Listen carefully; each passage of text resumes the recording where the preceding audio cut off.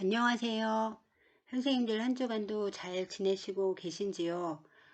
이번 시간에도 우리가 대면 수업 대신 영상으로 수업을 진행하게 되었습니다.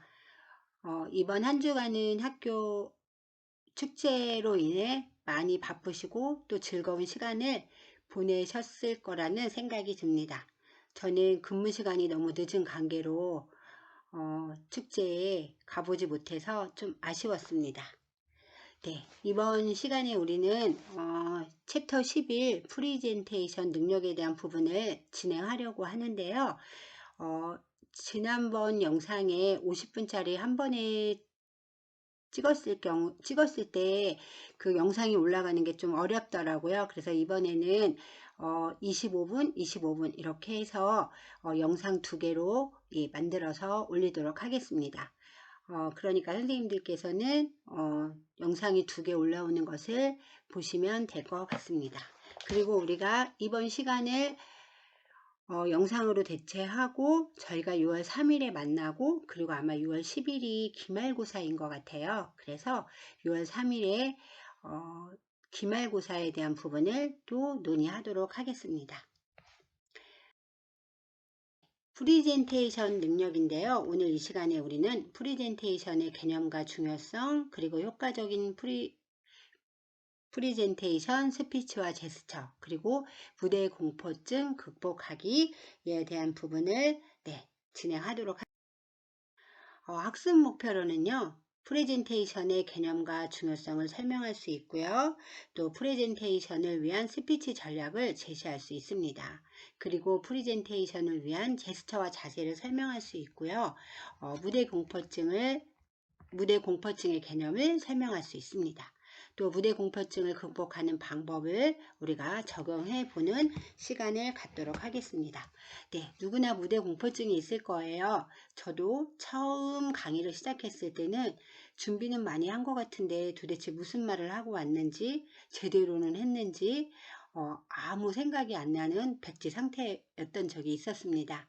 그렇지만 또 경험에 의해서 또 열심히 계속 하다 보니까 지금도 그래도 무대 공포증이 있긴 하지만 처음보다는 많이 나아진 것 같다는 생각을 합니다. 여러분들도 이제 앞에 나오셔서 여러 번 발표를 통해서 이제 이런 것들을 극복할 수 있고 또 젊은 이제 직장인들 같은 경우에는 이렇게 발표하는 기회가 많다 보면 이제 처음에 많이 떨리고 공포증이 있을 수 있지만 우리가 이런 부분들도 극복하는 방법이라던가 극복하는 노하우를 이제 적용해 보는 시간을 갖도록 하겠습니다. 미리 보기인데요. 얼마 전에 여러분들 미생이라는 드라마 보셨죠? 미생에서 인턴 사원들의 입사 여부가 결정되는 마지막에 우리가 이 사람이 이 자기에 대한 그 최종으로 프리젠테이션을 만들어서 요즘에는 프리젠테이션 말고 자기의 그 포트폴리오를 만들어서 그거를 발표하기도 하더라고요. 그래서 최종 프리젠테이션을 장면은 많은 직장인들의 이제 발표하는 부분에 공감을 많이 일으킨 이제 드라마가 있었습니다. 그래서 직장인들에게 우리가 이제 발표력을 빼놓고는 능력을 말할 수 없는 시대가 되었다 이렇게 볼 수 있고요. 예전에는 발표가 매끄럽지 못하면 발표를 못하는구나, 발표를 잘하는구나 이렇게 생각하는 반면에 요즘은 능력이 있다 없다 이렇게 낙인을 찍는 시대가 되었다라고 볼 수 있습니다. 그래서 지식이 많은 것과는 별개고 어디 나서서 내가 말하고자 하는 것을 잘 전달했냐 이 부분이 중요하다 이렇게 볼 수 있고요.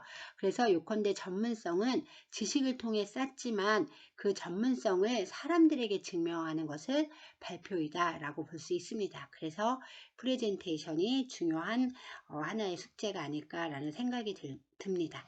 그래서 많은 직장인들이 프레젠테이션을 훈련하고 또 스티브 잡스의 발표를 분석한 책을 보기도 하고 또 많은 돈을 주고 교육을 받기도 합니다. 그럼에도 발표를 받는 임원들은 자신의 흥미를 끄는 발표를 거의 볼 수 없다고 이제 이야기합니다. 한 임원은 슬라이드 쇼의 고문이라고까지 했다고 합니다.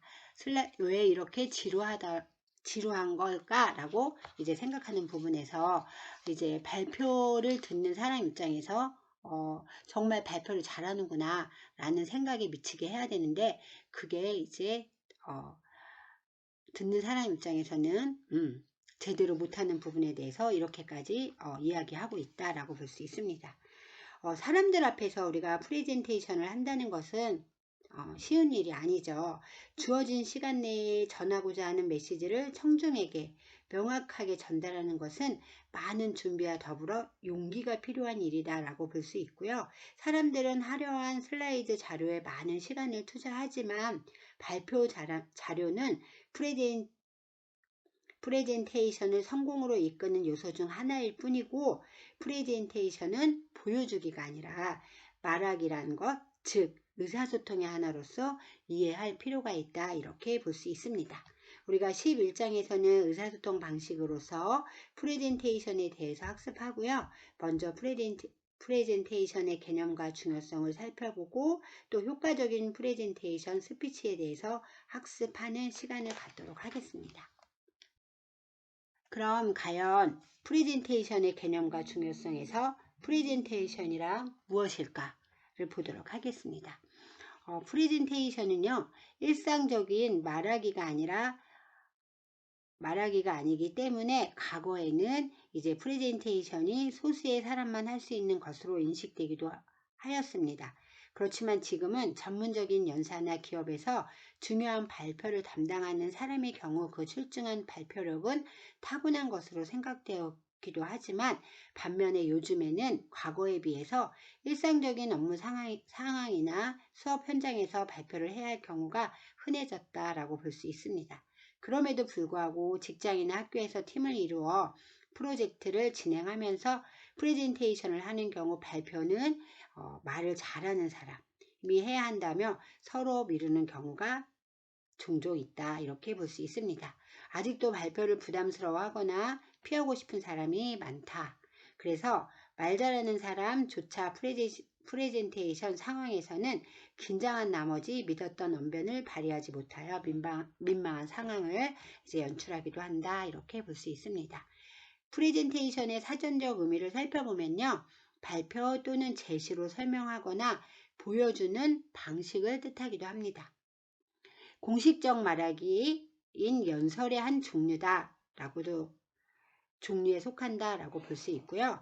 정해진 시간에 자신의 경험을 통해 아는 것이나 연구한 것, 또 자신의 의견, 의지, 학설, 상품 또는 서비스 등에 관한 청중에게 명확히 전달하여 청중으로 하여금 발표자가 원하는 방향으로 의사결정을 할 수 있도록 설명이나 제안, 설득하거나 판매를 도모하는 커뮤니케이션 행위를 우리는 프레젠테이션이다 이렇게 말하고 있습니다.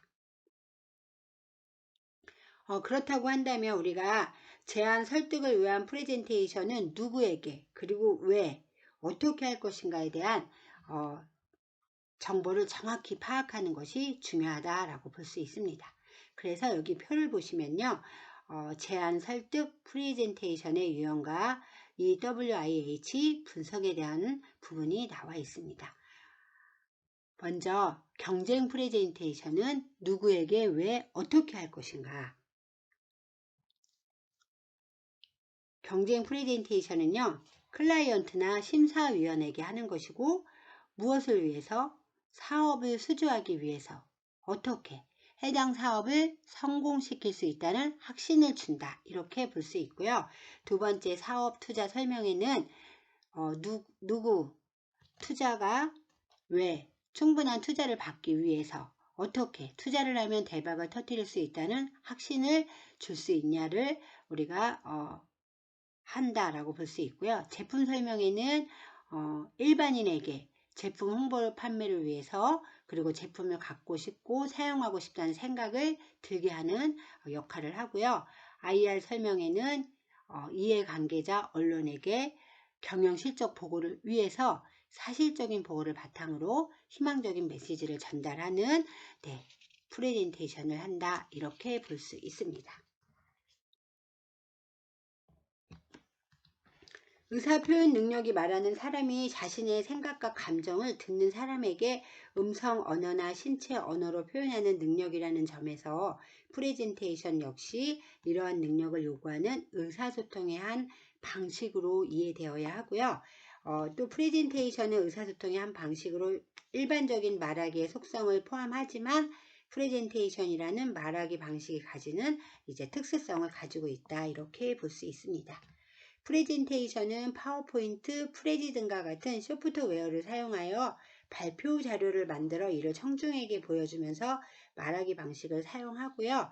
또 이 발표 자료는 낭독을 위한 대본과는 다른 개념이다 라고 볼 수 있습니다. 발표 자료는 전달하고자 하는 내용의 이해를 시작으로 돕는 역할과 더불어 프레젠테이션 전체의 인상과 발표자의 스타일에 영향을 주는 요소다 라고 볼 수 있습니다. 그리고 마지막으로 제스처와 표정 등 비언어적인 표현을 사용하여 메시지를 강조하고 청중의 집중과 호응을 유도할 수 있다는 점이 일반적인 말하기와 구별되는 것이 프레젠테이션의 큰 특징이다, 이렇게 볼 수 있습니다. 그럼 이제 프레젠테이션의 중요성을 볼 건데요. 프레젠테이션은 사회적 기능 면에서 프레젠테이션은 성공적인 과제 수행을 위한 도구이자 기회이다, 이렇게 볼 수 있고요. 프레젠테이션은 듣는 사람으로 하여금 이해하고 납득하게 하여 그 사람이 움직이도록 만드는 수단이다, 이렇게 볼 수 있습니다. 예를 들어서 우리가 신제품 개발과 관련하여 좋은 아이디어를 가지고 있는 직장인의 경우 기획안을 제출하고 프레젠테이션을 통해서 자신의 아이디어를 사내에 알리고 검증받을 수 있다, 이렇게 볼 수 있습니다.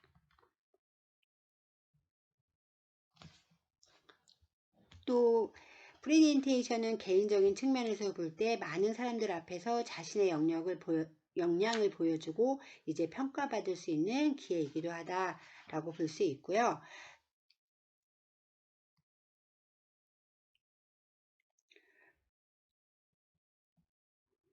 과거에는 자신이 맡은 일을 성실히 하는 사람이 인정받는 시대였지만 지금은 남들이 알아줄 때까지 기다리는 것이 겸손의 미덕으로 생각했던 옛날과는 다르게 요즘 시대는 자기 PR 시대라고도 한다, 이렇게 볼 수 있습니다. 그래서 피터 드래커는 인간에게 가장 중요한 능력은 자기 표현이며 현대는 의사소통에 의해 좌우된다 라고 이야기하고 있습니다. 발표력이 뛰어난 사람은 자신의 생각과 아이디어를 잘 표현하고 또 상대방에게 잘 이해시키기 때문에 업무적으로도 자신이 원하는 방향으로 협조와 지원을 받기에 유리하다라고 볼 수 있습니다. 그만큼 조직에서 주목받고 성공할 수 있는 기회가 많아지는 것이다 라고 볼 수 있습니다. 또 워렌 버핏은요, 나는 다른 사람 앞에서 이야기하는 것을 두려워했다. 내가 다른 사람들 앞에서 연설하는 것을 봤다면 누구도 나라고 믿을 수 없었을 것이다. 나는 속이 불편할 정도로 대중 앞에서 말하는 것을 두려워했다. 대중 앞에서 이야기하는 것이 두려웠던 그가 선택한 것은 대중 연설 공포를 극복하기 위한 과정을 수련하는 것이었다라고 워런 버핏은 이야기하고 있습니다. 처음부터 잘하는 사람도 있을 수 있겠지만 대부분이 누군가 앞에 나가서 내가 그 부분에 대한 정보와 지식을, 그리고 그들이 공감할 수 있도록 이야기를 표현하는 것이 쉽지만은 않지만 우리가 용기를 가지고 그리고 연습과 연습을 거듭하고 또 공부를 통해서 잘할 수 있는 그런 기회를 만드는 것이 중요하다라고 볼 수 있습니다. 그래서 우리가 누군가 앞에서 이야기를 할 때도, 주변 친구들과 이야기를 할 때도 내 의견을 잘 정리해서 설명하는 것도 많은 연습이 되지 않을까 생각을 합니다.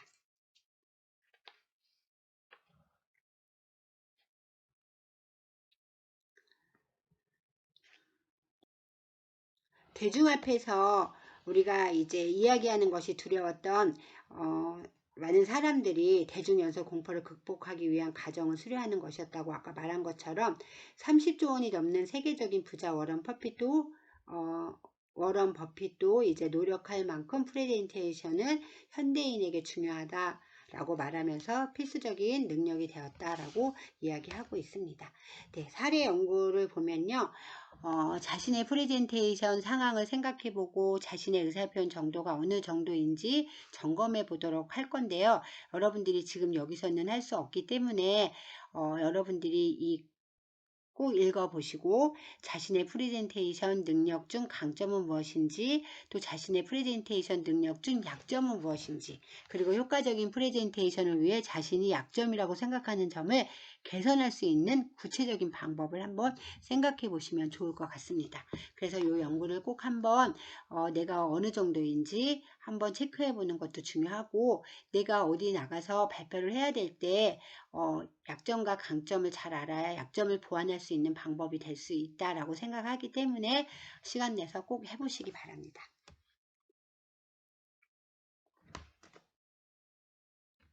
네. 효과적인 프레젠테이션 스피치와 제스처인데요. 효과적인 프레젠테이션 스피치에는 첫 번째는 프레젠테이션은 낭독이 아니다 말하기다 라고 설명하고 있고요. 두 번째 프레젠테이션은 이제 도입이 중요하다 라고 설명하고 있습니다. 그래서 프레젠테이션은 말하기를 주요 수단으로 하는 의사소통 방식이고요. 그렇기 때문에 청중에게 직접 얼굴을 보이며 이야기하는 것이고요. 그럼에도 불구하고 준비한 PPT 발표 자료를 읽거나 발표 원고를 작성하여 읽는 프레젠테이션을 볼 수 있습니다. 프레젠테이션을 자주 해보지 않은 사람의 이야기라고 생각할 수 있지만 의외로 프레젠테이션 경험이 많은 사람들 중에도 이런 경우가 종종 있다 이렇게 볼 수 있습니다. 네, 저도 이제 PPT를 준비해 가지고 가서 여러분들 앞에서 설명을 하지만 사실 어려울 때가 많이 있습니다. 스크린에 펼쳐진 화려한 자료에 나와 있는 문장을 그대로 읽어주는 경우 청중은 머릿속으로 다른 생각을 하기 쉽다. 그렇기 때문에 발표 자료는 이미 자료집에 나와 있고 더 이상 새로운 정보가 없다면 발표자에게 집중할 이유가 있을까? 라고 존 스웰러의 인지부화 이론에 따르면 어떤 정보가 말과 글로 동시에 제공될 경우 이를 처리하기가 훨씬 어렵다라고 설명하고 있습니다. 화면의 글을 읽을 바에야 차라리 발표자가 입을 다물고 청중들이 화면의 글을 스스로 읽게 하는 편이 더 낫다는 말이라고 합니다. 그렇지만 우리가 프레젠테이션을 놓고 거기에 대한 설명을 하는 게 맞지만 그게 쉽지만은 않은 거겠죠. 그렇지만 우리가 듣는 사람으로 하여금 공감이 되게, 그리고 그 사람이 이해하기 쉽게 설명하는 것 또한 중요하다 이렇게 볼 수 있습니다. 프레젠테이션에서 스피치는 자신의 생각과 정보를 정확하게 나타낼 수 있는 어휘를 선택하고 의미를 쉽고 참신하게 이해시킬 수 있는 표현력이 필요하고요. 그래야만 청중이 흥미를 가지고 집중하며 보다 쉽게 이해하고 잘 기억할 수 있기 때문이다 라고 볼 수 있습니다. 그래서 이를 위해서 프레젠테이션은 암기한 것을 말하는 것이 아니라 청중에게 이야기하는 것이 되어야 하고요. 프레젠테이션은 단순한 정보의 나열이 아니라 그림 11-1에서와 같이 스토리텔링의 구조에 따라 잘 짜여진 하나의 스토리가 되어 발표자의 말하기를 통해 전달되어야 한다 이렇게 볼 수 있습니다. 네. 서론, 본론, 결론으로 이어지는 부분인데요.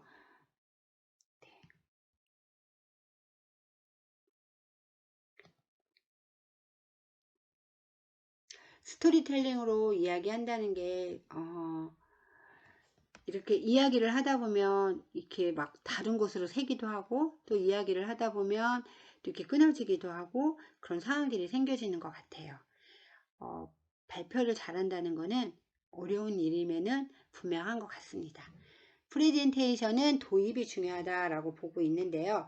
프레젠테이션 오프닝은 오늘 핵심 주제를 말하기 위해 청중과의 의사소통을 위한 물꼬를 트는 것이다 이렇게 볼 수 있습니다.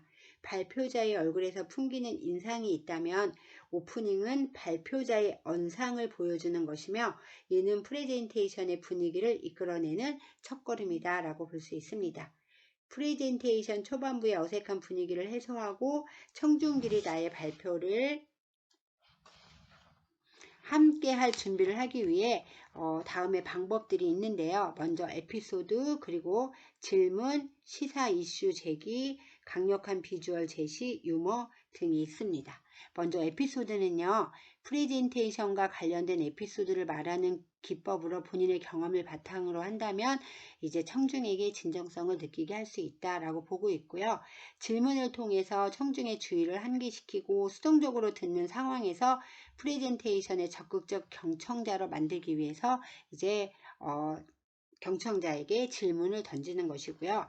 또 시사 이슈 제기는 최근 대중의 관심을 끌고 있는 이슈나 사건 기사를 언급하며 청중의 관심과 집중을 유도합니다. 강력한 비주얼 제시는 첫 슬라이드에서 청중의 관심을 불러일으킬 수 있는 충격적이거나 흥미있는 이미지를 제시하는 것이고요. 유머는 이제 프레젠테이션 초반에 경직된 분위기를 해소하기 위해 가벼운 유머를 던지는 것으로 시작하는 것입니다. 이 5가지가 프레젠테이션 도입의 중요성이라고 볼 수 있습니다. 위의 방법들 중에 프레젠테이션의 주제와 참석한 청중의 특성에 어울리는 방법을 적절하게 사용하여 청중의 반응을 이끌어낸다면 이후 프레젠테이션 진행은 보다 더 수월해질 수 있고요. 발표자가 프레젠테이션의 전반적인 주도권을 유지하며 프레젠테이션을 이끌어 나갈 수 있다. 이렇게 볼 수 있습니다. 원래 유머 있고 계시지만 또 원래 조용하고 또 그러신 분도 계시겠죠. 이왕이면 말도 좀 잘하고 유머도 많으면 강의를 하거나 프레젠테이션을 발표할 때 좀 더 효과적이지 않을까라는 생각을 합니다. 다음은 이제 프레젠테이션의 설득력을 높여라인데요. 먼저 프레젠테이션의 본문은 도입에서 제시한 주제를 설명하고 발표자가 주장을 제시하여 청중으로 하여금 인정하고 수용하도록 하는 부분입니다. 주장은 청중이 믿어주기를 바라고 발표자가 내세우는 단정적인 결론이다. 청중이 이 주장을 믿게 하려면 객관적인 증거를 제시해야 하는데 이를 근거라고 합니다. 청중은 발표자가 제시하는 근거들이 타당하다고 생각하는 경우 발표자의 의견과 주장에 수긍하고 인정하게 된다라고 볼 수 있습니다.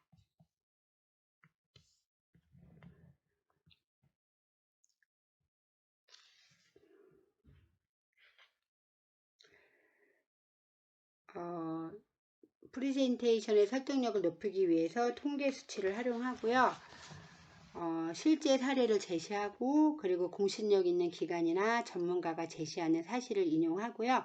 출처가 명확한 최신 자료를 활용하고 또 실물이나 샘플을 보여주는 것이 이제 설득력을 높이는데 효과적이다라고 볼 수 있습니다. 제한된 시간과 공간에서 다수의 청중을 대상으로 설득력 있는 프레젠테이션을 위해서는 일반적인 말하기와는 다른 전략들이 필요하다라고 볼 수 있고요.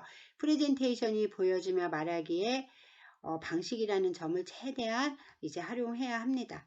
이를 위해서 힐러리 클린턴 상원 의원의 연설 내용을 읽고 어떤 방식으로 설득력을 높이고 있는지 제가 읽어보는 내용에 대해서 여러분들이 생각해 보시기 바랍니다.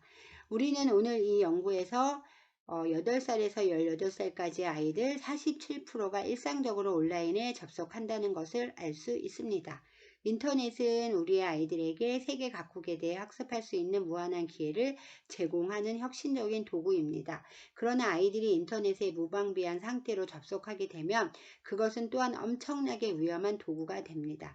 인터넷에서 아이들은 점점 더 자극적인 포르노와 어른들의 상업성에 노출되는 것입니다. 카이저의 연구에 따르면 15살에서 17살 청소년의 70%가 웹에서 우연히 포르노를 접하고 있고 이 중 23%는 이것이 자주 있는 일이라고 합니다. 더 놀라운 것은 3분의 1에 가까운 10대가 웹사이트에 접속하기 위해 자기 나이를 속이고 있다는 것입니다. 네, 이 힐러리 클린턴의 주장은 인터넷이 아이들의 일상에 좋지 않은 영향을 미치는 문제가 있다는 것인데요. 이를 청중에게 전달하기 위해 자신의 주장에 대한 근거를 통계 수치를 활용하여 제시하고 있습니다. 이처럼 본인의 주장을 뒷받침하는 자료를 제시하여 입증하는 과정이 필요한데 우리는 이를 논증이라고 합니다. 논증을 위한 근거를 제시하는 방법. 예, 그 방법이 아까 말씀드린 통계 수치를 활용하고 실제 사례를 제시하고 공신력 있는 기관이나 전문가가 제시하는 사실을 인용하고 출처가 명확한 최신 자료를 활용하고 실물이나 샘플을 보여주는 내용들입니다. 네, 우리가 이 내용을 보면 인터넷이 그러니까 온라인에 접속하는 인터넷이 좋은 부분도 있지만 무방비되는 부분에 대한 내용들을 이렇게 수치로 나타내고 있다는 부분을 설명하고 있고요. 요즘에 이제 그 인터넷으로 인해서 그리고 아이들이 핸드폰으로 인해서 무자비하게 보는 그런 부분들도 문제가 되고 있는 것은 문제가 많이 되고 있다 이렇게 볼 수 있겠습니다. 예, 여기까지 1강으로 이제 강의를 마치고요. 다시 2강을 하도록 하겠습니다.